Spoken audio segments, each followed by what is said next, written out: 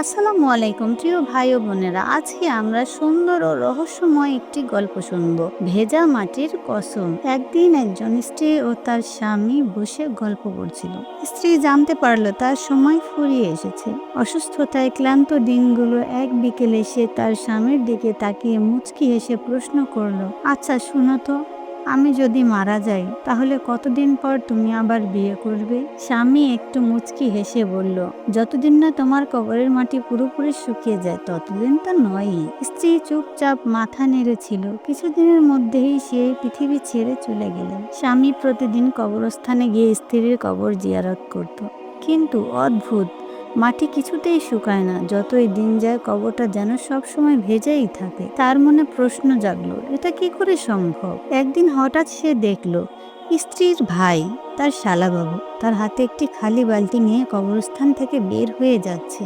সে গিয়ে প্রশ্ন করলো, কিরে, বালতি হাতে নিয়ে কি করিস? শালা মুচকি হেসে উত্তর দিল, বোন মারা যাওয়ার আগে বলেছিল প্রতিদিন যেন তার কবরে পানি ঢেলে দেই, এতে নাকি সে কবরে শান্তি পাবে। স্বামী স্তব্ধ হয়ে গেল, চোখে জল চলে এলো। সে বুঝতে পারলো একজন স্ত্রী কখনোই তার স্বামীর ভালোবাসার ভাগ কাউকে দিতে চায় না, এমনকি মৃত্যুর পরেও না।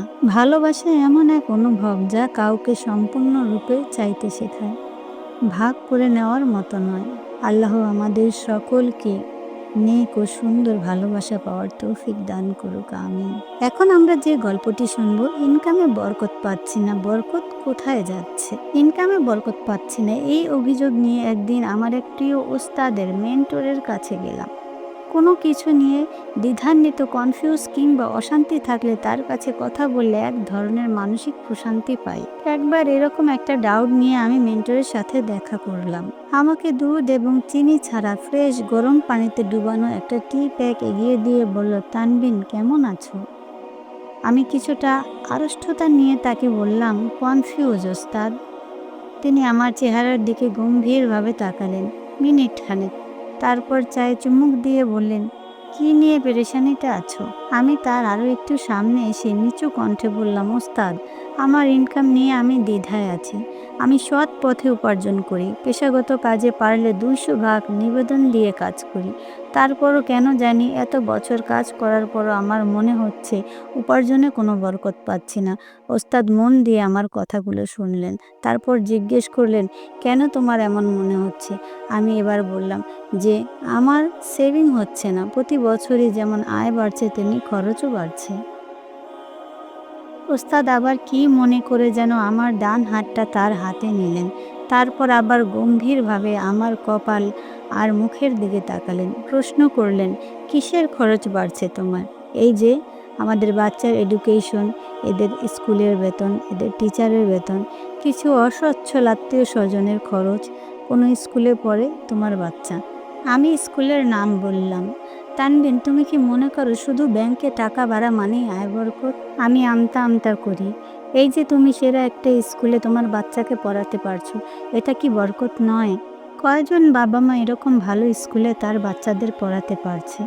হ্যাঁ, তা তো ঠিক। আমি মাথা নাড়ি। তোমার বাচ্চারা কেমন? ওরা কি উচ্ছৃঙ্খল? তোমার কথাবার্তা শোনে না? না ওস্তাদ, ওরা খুবই লক্ষ্মী বাচ্চা। এটা কি বরকত নয় তানবিন? জি অবশ্যই। বিগত 5-7 বছরে তোমার পরিবারের কেউ বড় রকমের অসুস্থ হয়েছে, বা তুমি নিজে? না ওস্তাদ, আল্লাহর রহমতে কেউই এরকম সিরিয়াস অসুস্থ হয়নি।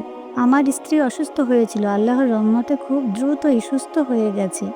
হাসপাতালে ভর্তি করাতে হয়েছিল? না ওস্তাদ, আল্লাহর রহমতে সুস্থ হয়ে গেছে। এই যে তোমরা সুস্থ আছো, এটা কি বরকত নয় তানভীর? তোমার স্ত্রী কেমন মানুষ? সে কি তোমার সাথে সদাচরণ করে, তোমার খেয়াল রাখে? সে কি উন্নত চরিত্রের নয়? না ওস্তাদ, সে অসাধারণ উন্নত চরিত্রের মানুষ। সে শুধু আমাকেই নয়, আমার সন্তানদের, আমার বাবা মার, আমার আত্মীয় স্বজনদেরও যত্ন নেয়। আর কি বরকত চাও তুমি? পরিবারের শান্তির চেয়ে বড় বরকত কি হতে পারে? জি ওস্তাদ, আমি আসলে এইভাবে গভীরভাবে চিন্তা করে দেখিনি। তোমার বাবা মা আছে? মা নেই, বাবা আছে। বাবা কি তোমার সাথে থাকেন নাকি আলাদা থাকেন? আমার সাথে থাকেন ওস্তাদ। তোমার বাবা তোমার সাথে থাকেন, এ যুগে বাবা মার সাথে থাকা কত বড় বরকত তানবিন, তুমি টের পাও? টের পাই ওস্তাদ, টের পাই। আব্বার সাথে আছেন, এটাই অনেক বড় বরকত। তিনি আর কথা বাড়ান না, আমাকে বুকে জড়ায় ধরেন, আমার মাথায় হাত বুলিয়ে দেন, তারপর বলেন, জীবনে টাকা পয়সা ধন সম্পত্তি বৃদ্ধি শুধুই বরকত না, জীবনে তুমি সুস্থ আছো, তোমার একটা সুন্দর পরিবার আছে, তুমি তাদের এবং তারা তোমার দেখাশোনা করতে পারছে, এটাও বরকত। জীবনে তুমি সঠিক জ্ঞানের আলো পাচ্ছ, এটাও বরকত। আত্মীয় স্বজনের খবর নিতে পারছো, এটাও বরকত। প্রতিদিন বাবা মার চেহারা দেখতে পাচ্ছ, এটাও বরকত। তুমি টাকা পয়সা ব্যাংকে জমায়ে কি এর চেয়ে বেশি বরকত পাবে? তানভীর: ওস্তাদ, না, আপনি ঠিক বলেছেন। তিনি আমাকে নিচতলা পর্যন্ত এগিয়ে দেন। আমি তার কাছ থেকে বিদায় নিয়ে বের হয়ে পড়ি। তারপর গভীর কৃতজ্ঞতায় আকাশের দিকে তাকাই। সেদিন ছিল জ্যোৎস্নার রূপালি আলোয় ভেসে যাচ্ছে আকাশ। সানরুফের খোলা ছাদ দিয়ে আমি 2 হাত উপরে তুলে দাঁড়িয়ে যাই। তারপর 2 চোখ বন্ধ করি। আমি অনুভব করি পৃথিবীর সব বরকত জড়িয়ে আছে আমায়। আমিন।